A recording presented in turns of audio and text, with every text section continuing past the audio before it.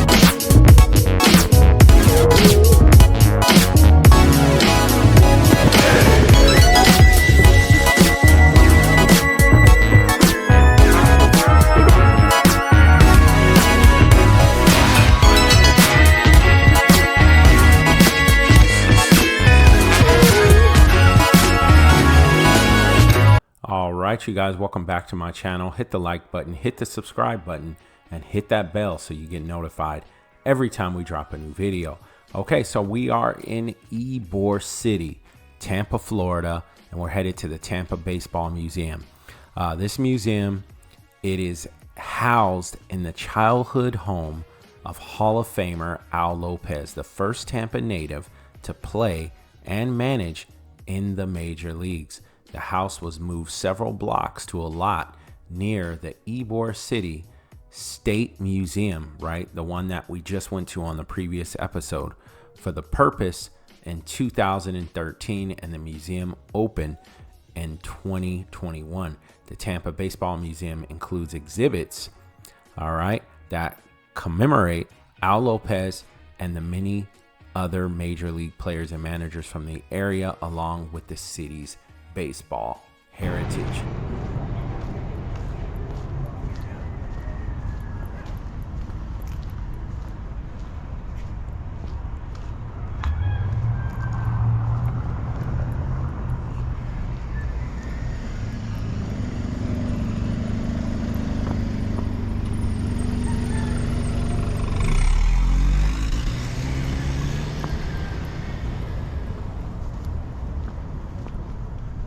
This is Ybor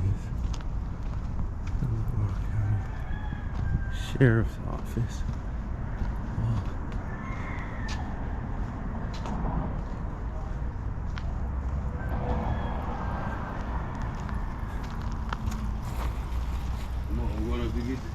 Yeah.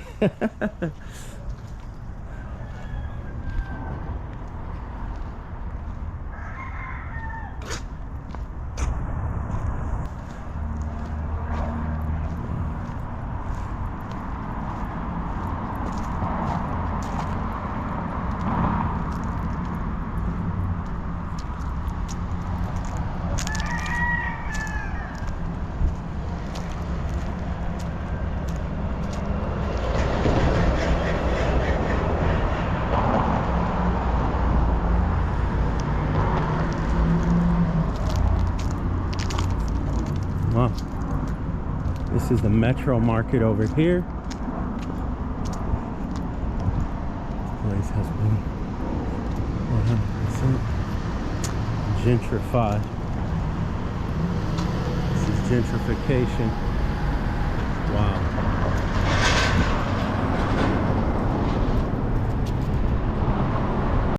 Cash or credit card? Credit, whichever works best for you. Oh, okay. Cash works. It'll be cash.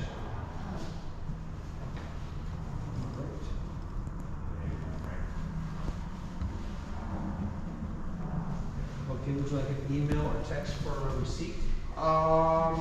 Yeah, sure. Which one would you prefer? You can text Text. 301 922 0397. 0397. All right, thank you very much. I'm Mark Corbett. Hi. Thank you all for coming today. Did you get that to work? It was turned 32. My husband was, oh, the James is mine. We're busy as well. And they moved too. Yeah, a mess. I try to keep sweeping out there. They keep coming back for more. To share more, I guess. You're in the home of Al Lopez. He was like one of the first Tampanians in Latin heritage who actually made it in Major League Baseball. And this home is where he grew up. And later, as an adult, he had this house for himself. He was one of 9 siblings. That's right. I told you we filled a team. Yeah.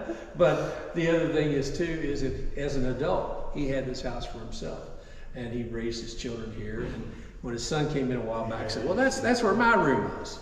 And also, I just about a week ago, I think it was his granddaughter's in here with her family. Oh. So it's neat. I mean, but this place. What does the family think now that it's been made into a museum? Yeah, and you know the thing was, this was actually would have been demolished because it was sitting over about I-4 when they were doing the development of the ramps. And as they were doing that, they wanted to be able to sustain history, if you will. So they actually picked this house up and they moved it here. And there's some images, well, I'll show you later on over on the wall about how that all happened. So this place here was a home. They went ahead and they renovated and made it so it could be a museum. I think there must have been a second floor, like a dormer you have the family that they did. This was like one of the houses that a lot of people who work in the cigar industry, tobacco industry in this area. All right, you guys. So I'm going to go over a list of players, mostly well-recognized players and well-accomplished players who have come out of the Tampa, Florida area. It is known for breeding some of the best baseball players of our time. All right, so let's start off first with a pioneer, and that is Al Lopez. His family is from Spain. They immigrated to Cuba and then immigrated to Tampa, Florida, and that's Ybor City to be exact. His father worked in the cigar industry when he settled into the Cuban and Italian immigrant neighborhood, working in the cigar industry. And also, Al Lopez, as a teenager, took a job delivering Cuban bread door to door for La Joven Francesca Bakery, which was located in a building which later became the Ybor City State Museum. All right, so you can see that video that I just did previously in that bakery that is now a museum, which is awesome. All right, so Al Lopez was the first Tampa, Florida, Tampa-born player to make it to the first person to make it to the major leagues. Okay, so he started off with the Brooklyn Robins / ended up turning to the Dodgers from 1928, 1930, and 1935. He played for the Boston Bees, the Pittsburgh Pirates, and the Cleveland Indians in 1947. He was actually inducted into the Hall of Fame, and he was inducted into the Cleveland Indians Hall of Fame as well, which are now the Cleveland Guardians. So he was a manager as well from 1951 to 56 with the Cleveland Indians, and a manager for the Chicago White Sox from 1957 to 65 and 68 to 69. All right, so this museum is his old house. It was taken and put here. All right, and you guys can check out this video. It wasn't easy, but a historical Tampa house has a new home tonight. The Florida Department of Transportation moved the house of hometown legend Al Lopez. The process of moving it and another house actually started last night. Rob Munoz shows you how crews pulled it off. 4 a.m., 10th Avenue in Ybor City. Not one, but two 100-year-old homes creak precariously through the streets. Palm trees are bent. Street signs move to make way. They're delicate. They also weigh 100 tons apiece. Al Lopez Jr. grew up in this home with his family in the 60s, but when it existed a mile away. They dug tunnels and put steel beams under it to lift it up and bring it over here. That's quite an accomplishment. How they got it over here is amazing. An 8-hour project turned into 14. They had to be careful about putting them into position, but eventually they were tucked side by side on 19th Street. They're destined to become museums. I think it's a kind of a signal or a reflection of what Tampa was back in the old days and how important baseball was to this community. Al Lopez, Tampa's first Major League Baseball player and Hall of Famer, raised a family here. Mary Alvarez, a longtime city council member, says it's proper to honor him and fellow players. It means a lot because we have a lot of baseball greats that came from Tampa and are still here. If he were alive today, Al Lopez would be proud to see his former home where it is now, says his son. I think he'd be very, very pleased to see that being restored, preserved and restored. Now, in case you're wondering what becomes of the house right next to Al Lopez's house, it's actually going to be turned into a Hillsborough County Sheriff's Office museum. That museum, along with the baseball museum, are set to open next spring. In Ybor City, I'm Rob Munoz, ABC Action News. All right, now on to the Mount Rushmore and the list of players who have come from the Tampa, Florida area as baseball players going to the major leagues. And there was none better than Gary Sheffield. The way he wagged his bat, he was a feared hitter, a clutch hitter, and in my opinion, one of the top 50 greatest hitters of all time, sitting with 509 home runs. And yes, he was snubbed for the Hall of Fame, which is very unfortunate due to the way baseball and its politics are ran. All right, so Gary Sheffield was born in Tampa, Florida, and grew up in Belmont Heights near the Ponce de Leon projects. He and his family lived with his uncle Dwight Gooden, who would go on to become the ace pitcher of the New York Mets. They played baseball frequently, and Sheffield learned how to hit a fastball from Gooden, who was only 4 years older than he is. Sheffield was a good hitter in the little leagues, and when Sheffield was 11 years old, he was selected to the Belmont Heights Little League All-Stars team, which included future Chicago Cubs #1 pick Ty Griffin, future major leaguer Derek Bell, and other future Major League Baseball players. That's how good that team was in East Tampa. The team made it to the finals of the 1980 Little League World Series, but they lost to Taiwan 4-3. And Gary Sheffield set the record for doubles that would be broken in 2012 by Bradley Smith. And again, that same Little League team would make it back to the Little League World Series again in 1981, where Gary Sheffield didn't play that year. He was on the team, but he didn't play due to his suspension as a kid there. You guys can look into that story. All right, so Gary Sheffield will go on to Hillsborough High School, where he played varsity baseball, and he was named the Gatorade National Player of the Year. He also was drafted number 6 overall in the 1986 MLB draft by the Milwaukee Brewers.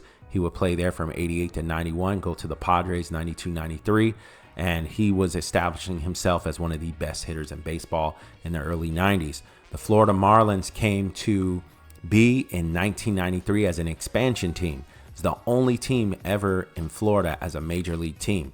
All right, so Florida Marlins 1993, Gary Sheffield went to the Marlins, played there from 93 to 98, got a good contract, and won the World Series in 1997 for his home state. He loved it. He was proud to be in Florida, back home, and playing for the Marlins. Unfortunately, that team would disband because of money, and he would go to the Los Angeles Dodgers in 1998 to 2001. All right, so I was a huge Marlins fan in the middle of the 90s, in 96-ish, 97, when they were making that run and won that World Series. Probably one of the greatest games that ever played in that Game 7 against the Cleveland Indians. And Gary Sheffield would go get traded for one of my favorite players growing up in Southern California, is Mike Piazza. And so I've had almost half the Marlins team now on the Dodgers. So those are the two teams I rooted for as a teenager at the time. I was in high school when the Marlins, I was a sophomore in high school when the Marlins won the World Series.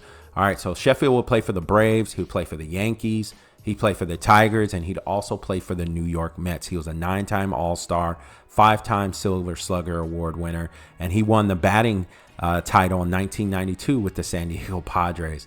All right, so with Tony Gwynn on his team. And what's awesome is he also played on the same team on the Padres with Fred McGriff, another guy from Tampa, Florida, which is awesome. You guys are going to hear these stories. So that's Gary Sheffield for you there. Now let's go on to Fred McGriff, the crime dog. All right, Fred McGriff, one of the best first basemen ever to play in Major League Baseball. McGriff was born in Tampa, Florida. His mother, Eliza, was a school teacher, and his father, Earl, was an electronics repairman. As a child, he hung out at Al Lopez Field during Cincinnati Reds spring training and worked as a vendor at Tampa Stadium. All right, so McGriff went out for the baseball team at Jefferson High School as a sophomore, but was cut. He made the team the following year after having a growth spurt. All right, so McGriff would hit a home run off of fellow competitor Doc Gooden, who was a starting pitcher for Hillsborough High, and he ended up getting a scholarship to play for Georgia Bulldogs. McGriff ended up getting drafted in the 1986 MLB draft by the Toronto Blue Jays. All right, which he ended up becoming a great hitter in the 80s, the 90s, and 91, 93. He played with Gary Sheffield, also a Tampa native. Then he went to the Braves, is where his career was his best. With the Atlanta Braves, he won a World Series with the Braves in 1995. He was a 5-time All-Star, 3-time Silver Slugger Award winner. He was a 2-time home run leader in 89 and 92. He was inducted into the Major League Baseball Hall of Fame in 2023. He got to close out his career, all right, with the Tampa Bay Rays, the Tampa Bay Devil Rays to be exact, all right.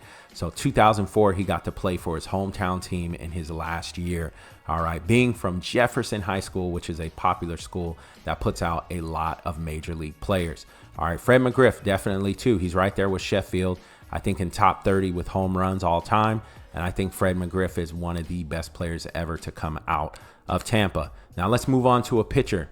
Dwight Doc Gooden. Some people can say he should be number 1 or 2, but I got him at number 3 because his career could have gone better in the second half. He did have his troubles, but in the 1980s, he was a sensation. He was on his way to being one of the greatest pitchers of all time and had one of the greatest seasons ever as a young rookie. All right, so let's talk about Dwight Doc Gooden. He attended Hillsborough High School in Tampa, where he was teammates on the school's baseball team with Vance Lovelace, a native of Tampa, Florida. Dwight Gooden was drafted in the first round in 1982, the 5th player taken overall. Okay, so a high school kid from Hillsborough High taken with the 5th overall pick, all right, in the Major League Baseball draft. And what was sensational about Doc Gooden, he also played for Belmont Heights in Tampa. They're all from East Tampa, him and Gary Sheffield, Derek Bell. All right, so also same route, same thing with Sheffield. They said that they used to take batting practice in the backyard. Doc would throw him fastballs, curveballs. He would beam them. And that's how they got better. They made each other better. Now with Doc Gooden, all right, so he was called up in his first year in Single A to play in the playoffs. And then by 1984, he made his debut, and it's crazy how good he was his rookie year. He should have won the Cy Young. He got snubbed in 1984. He should have won the Cy Young. All right, so he won the Cy Young in 1985. All right, he won the Cy Young in 85, and then they won the World Series, the Mets. He led the Mets to the World Series in 1986, where he was a sensation with Darryl Strawberry. These were New York legends at the time in the 1980s for the New York Mets. Doc Gooden will also go on to play for the Tampa Bay Devil Rays in 2000. This is towards the end of his career, and then he would play for the Yankees in 2000, and he won a World Series, and that was in the Subway Series versus the New York Mets. All right, so Doc Gooden won that World Series with the Yankees in 2000, with the Mets in 1986. He won the Cy Young in 85. Definitely one of the greatest players to ever come out of Tampa.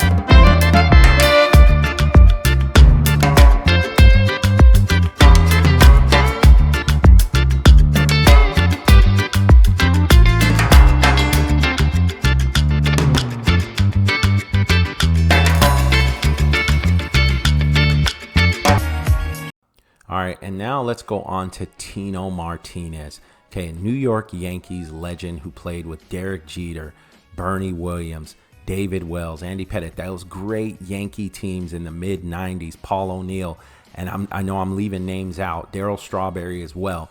All right, so Tino Martinez was born and raised in the neighborhood of West Tampa in Tampa, Florida, to a Cuban-American father with Spanish roots and a mother with Italian and Greek ancestry. His grandfather owned a small cigar factory in which Martinez and his brothers, as well as childhood friend and fellow future major leaguer Luis Gonzalez, worked as young boys. Isn't that awesome? We've been going through all of this history in Ybor City, all the cigar factories, the workers who worked in these factories, and see how it correlates and translates down the line into the future. These are the kids from those who came in the past who are doing big things right now in the present. So that's pretty awesome there.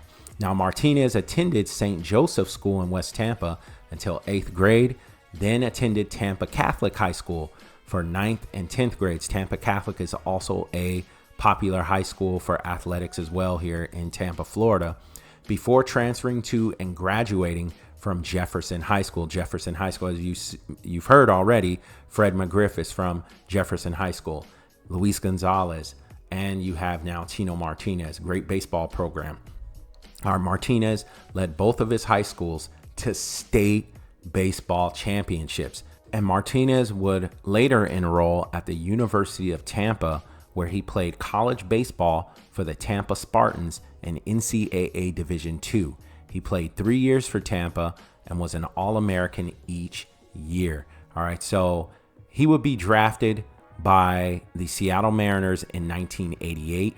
Martinez's first major league manager was Lou Piniella, who had also grown up in the West Tampa neighborhood and who knew Martinez's uncle and mother. But Tino Martinez will go on to the New York Yankees from 1996 to 2001. And this is where it gets interesting. Okay, this is where he blossomed, okay, as a first baseman and DH with the New York Yankees. He was a two-time All-Star in 1995 and 1997, some of his best years. He was a four-time World Series champion and one-time Silver Slugger Award winner in 1997, pretty much his best year.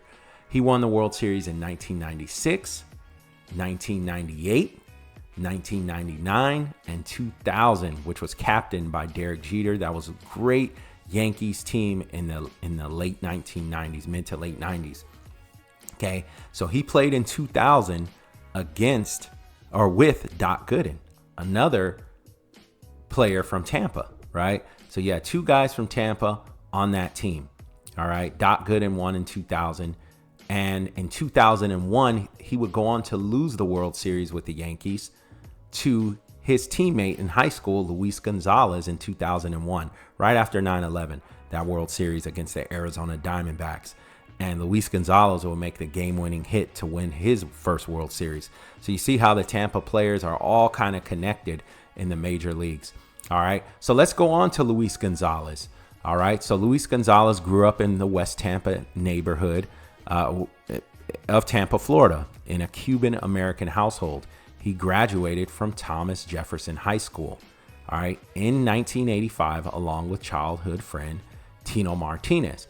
Okay, now you guys know that they both work with their fathers for their family in the cigar industry as well in Tampa, and you guys heard the history with Tino Martinez as well.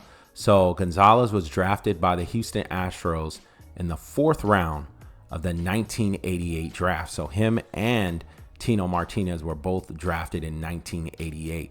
So Luis Gonzalez will go on to play for the Astros from 90 to 95, the Cubs, 95, 96. But where he really blossomed was in 99 to 2006 with then expansion team, all right, the expansion team, the Arizona Diamondbacks. They came in 1998 with the Tampa Bay Devil Rays. Those were the two expansion teams in 1998. In 1993, prior to that, it was the Florida Marlins and the Colorado Rockies. So, okay, so that was the last time they had expansion in Major League Baseball. And those teams were new to Florida. Florida had no teams in the 80s, 70s, 60s, only minor league teams. The first major league team was Florida Marlins, 1993. Then the second major league team in baseball is in 1998, the Tampa Bay Devil Rays. So the Diamondbacks in Arizona was a new team as well. All right, so Luis Gonzalez played for the Diamondbacks 99 to 2006, and he won the World Series. He was a 5-time All-Star in 99, 2001, 2002, 2003, and 2005, all with the Diamondbacks. Won the World Series in 2001, won the Silver Slugger Award in 2001.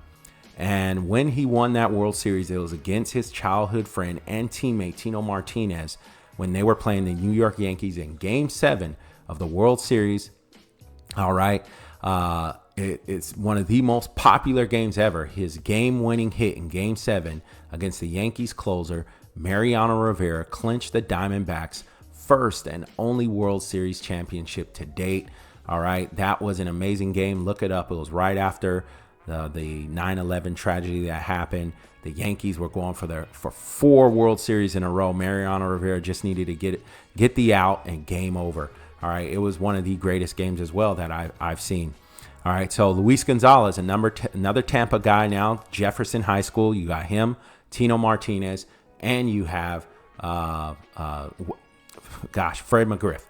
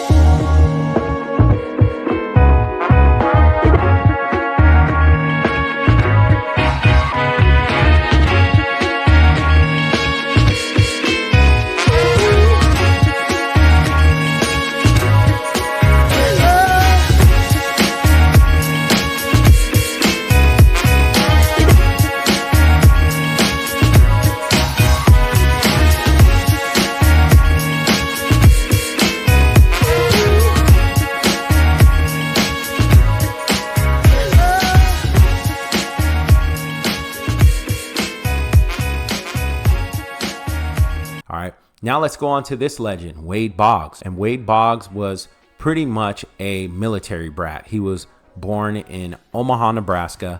His family settled in the Tampa, Florida area when he was just 11 years old. He attended Plant High School in Tampa, where he played baseball. He was an all-state football player as a senior. He played quarterback until his senior year when he switched positions to avoid injury. He would go on to South Carolina. He got drafted by the Boston Red Sox, and played for the Red Sox from 82 to 92, where he was a legend. He's a 12-time All-Star, all right, 2-time Gold Glove Award winner, an 8-time Silver Slug Award winner, and a 5-time AL batting champion in 83, 85, 86, 87, and 88. Wade Boggs and Tony Gwynn were the two best hitters in the 80s at that time. Wade Boggs' career would kind of slow down after he left the Red Sox, and kind of towards the end of his career, Tony Gwynn would keep going on and hitting until he retired. Wade Boggs would go to the rival, to the Yankees, from 93 to 97 and play, with Tino Martinez, right? So another Tampa connection. All right, so Wade Boggs played with the Yankees from 93 to 97, and he would win a World Series in 1996. All right, so two Tampa guys on the team. You see this Tampa connection just keeps rolling. All right, so Wade Boggs would then play his final 2 seasons with the expansion Tampa Bay Devil Rays, 1998 and 1999. He was inducted into the Hall of Fame in 2005. One of the greatest players ever to come out of Tampa, Florida. Plant High School is also a big-time baseball school for baseball as well. All right, which is located in South Tampa, Plant High School.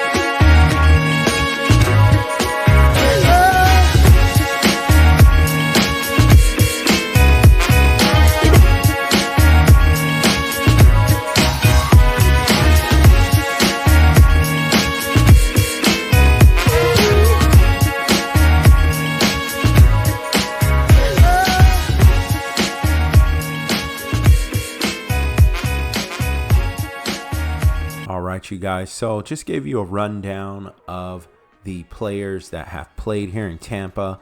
What we didn't mention was Tony La Russa, Lou Piniella. You can see Derek Bell there. There's Denard Spahn. You've got Kyle Tucker, who's playing for the Astros right now. You got Pete Alonso. Kyle Tucker and Pete Alonso both played at Plant High School down in South Tampa as well. And you have tons of history at this museum, which I love. There's so much to learn about. I went down the rabbit hole of baseball when I came to this museum, and I will go ahead and say that it is a must visit if you're ever out in Tampa, Florida. And it's only been open since 2021. This museum is a baby. It's real small because it is the home of Al Lopez, where he grew up. They moved it a few blocks down in the Ybor City neighborhood so that it could be preserved. All right, so it does need a little room. That's why I had to do the rundown on some of the Tampa legends. I am kind of surprised that Gary Sheffield is not represented in this museum, and Doc Gooden is not represented. I think those two are huge Tampa legends that should be in this museum. All right, you see that card up there? That was Baseball Biz on Deck, Mark Corbet. You can check him out on Apple Podcasts and definitely follow him on Twitter. Lots of information about the Marlins and the Rays. He's awesome, man. He works here at the museum and helps preserve all of this stuff that you see here. Pete Alonso from the New York Mets donated his cleats. He played at Plant High School in South Tampa, Florida, and played for the Florida Gators. You also have Kyle Tucker, who played at Plant High School, who's playing for the Houston Nationals right now. Lance McCullers, I think, went to Jesuit High School. Derek Bell, who went to King in East Tampa. You have Denard Spahn, who played at Tampa Catholic. You have Lou Piniella, who played for Jesuit. And you have Tony La Russa, who I think played for Jefferson, if I'm not mistaken. I got to fact check that. But if I'm wrong, you guys tell me in the comments where Tony La Russa went to high school. But there are some guys I didn't get to give you guys a rundown on. But this museum is awesome. It took me down the rabbit hole of baseball here in Tampa. I learned a lot that I did not know about being here. And they're going to expand. They're going to add some more stuff. When I talked to Mark, he said that they're still trying to gather some more things to add to the museum. And if you're a baseball fan, you will definitely love it. But thanks for watching, guys. Like, share, subscribe. I appreciate all the comments. Appreciate all the love you guys show on the page. Engaging with you guys. Stay tuned for the next one. I'm going to give you guys a Ybor City tour. All right. I'm going to be on ground, on foot, giving you guys a tour and showing you guys what Ybor City is all about over the next several episodes.